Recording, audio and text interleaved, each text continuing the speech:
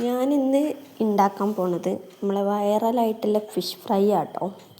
അതിന് നമ്മൾ ഒരു ചട്ടിയിൽ വെളിച്ചെണ്ണ എടുക്കുക, അതിലോട്ട് മുളക് പൊടി, മഞ്ഞൾപ്പൊടി ചൂടാക്കുന്നതിന് മുന്നേ ഇടണം കേട്ടോ. വെളിച്ചെണ്ണയിൽ ചട്ടി ചൂടാക്കാൻ പാടില്ല. എന്നിട്ട് അത് നന്നായിട്ട് മിക്സ് ചെയ്യുക കേട്ടോ.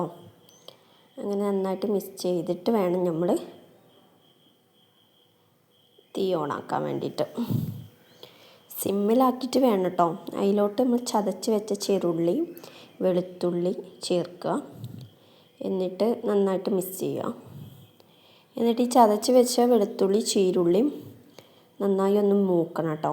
മൂത്ത് വരുമ്പോൾ അതിലോട്ട് നമ്മൾ വെള്ളത്തിൽ ഇട്ട് വെച്ച പുളിവെള്ളം അതിലോട്ട് പാരുക.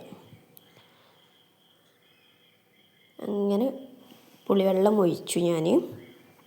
എന്നിട്ട് നന്നായിട്ടൊന്ന് മിക്സ് ചെയ്തു കേട്ടോ.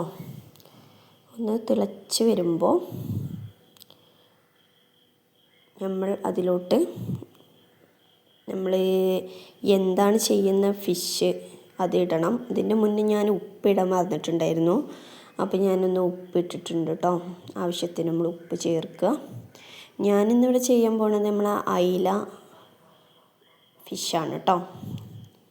നമ്മൾ എല്ലാ ഫിഷിലും നമുക്ക് ചെയ്യാം കേട്ടോ. അങ്ങനെ ഞാൻ അയില അതിൻ്റെ മുകളിലോട്ട് വെച്ച് കൊടുക്കുക. എന്നിട്ട് നമ്മൾ ഈ മസാലകളെല്ലാം ഈ അയിലിൻ്റെ മുകളിൽ പുരട്ടി കൊടുക്കണം. എന്നിട്ട് വേണം വേവിക്കാൻ. എന്നിട്ട് മറിച്ചിട്ടിട്ട് ഒന്നാണ് ഇതായി വരുമ്പോൾ മറിച്ചിട്ട് വേവിക്കുക. അങ്ങനെ നമ്മൾ കരിവേപ്പിൻ്റെ മുകളിലോട്ട് ഇട്ടു.